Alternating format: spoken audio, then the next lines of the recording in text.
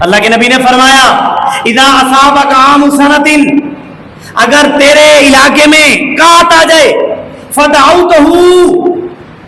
تیرے صرف اللہ کو پکارنے کی دیر ہے، انبتھا الیک، اللہ کے نبی نے فرمایا آئے شخص تیری صرف پکارنے کی دیر ہے، اللہ کو بلانے کی دیر ہے، انبتھا الیک،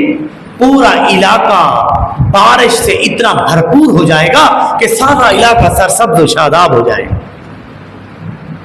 بات بڑی سمجھنے کی ہے، جو میں آپ کو حدیث بیان کر رہا ہوں نا، یہ جو پڑھے لکھے لوگ ہیں، تعلیم یافتہ لوگ ہیں، جس طبقے کے لوگ ہیں،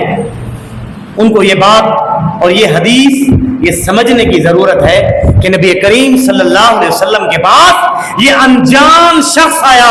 صرف اس بنیاد سے کہ میں نے روم کی سلطنت کے درباروں میں بھی گیا،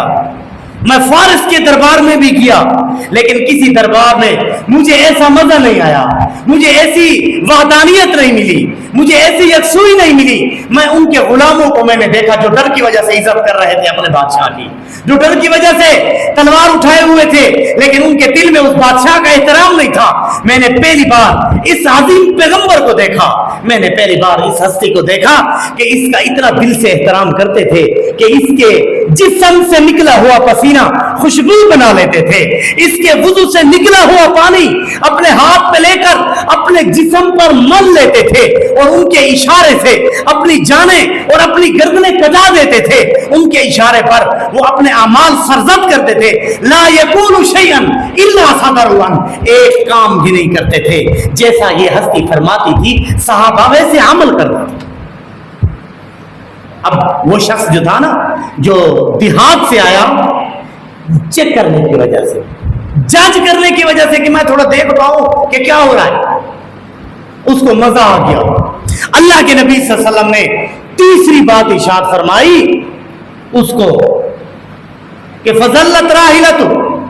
اذا كنت بارض فقر او فلاۃ۔ اب وہ شخص انجان اللہ کے نبی کی مجلس میں بیٹھا ہے اور اس نے سوال بس کر دیا کہ من انت یا رسول اللہ، تو کون ہے اللہ کے رسول؟ بس اللہ کے رسول نے اپنی تعریف نہیں کی کہ میرے انگلی سے چاند دو ٹکڑے ہو گیا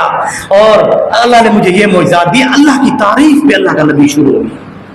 کس کی تعریف پہ؟ اللہ کی تعریف پہ۔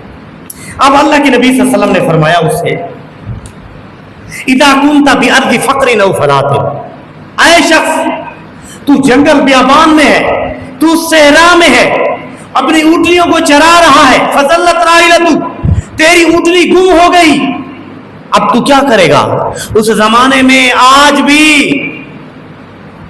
ٹونے ٹپے کرتے ہیں، غیر اللہ کے دروازوں پر جاتے ہیں، اللہ کو نہیں تلاش کرتے، اللہ سے نہیں مانگتے یا اللہ میرا یہ مشکل ہے، یا اللہ حل فرما دے۔ حدیث بھری ہوئی ہے، شریعت محمد رسول اللہ نے جو طریقے عطا فرمائے وہ آج بھی کتابوں میں آج بھی موجود ہیں، ہم اس طرف نہیں جاتے۔ جس کی بھی چوری ہو جاتی وہ غیر اللہ کی طرف۔ پہلے زمانے میں بھی لوگ ان کی اونٹنیاں چوری ہو جاتی تھی، وہ غیر اللہ کے دربار پہ جاتے تھے، وہ غیر اللہ سے مانگتے تھے کہ ہماری جو چوری ہے، ہماری جو چیز گم ہوگی اس کے لیے کوئی ٹونا ٹپا کرو اور یہ ہماری واپس آ جائے۔ لیکن اللہ کے نبی نے کیا فرمایا سمجھو، اللہ کے نبی نے اس سے فرمایا کہ تیری اونٹنی گم ہو گئی، تو جنگل بیابان تو کیا کرے گا؟ اللہ کے نبی نے فدعوتہ، اللہ کو پکار، تیرے صرف پکارنے کی دیر ہے، ردہا الیک، جہاں پر بھی تیری اونٹنی ہوگی صرف تیرے پکارنے کی دیر ہے، اللہ رب العزت تیری اونٹنی کو تیرے پاس لے آئے گا، تیری اونٹنی کو تیرے پاس لے آئے گا۔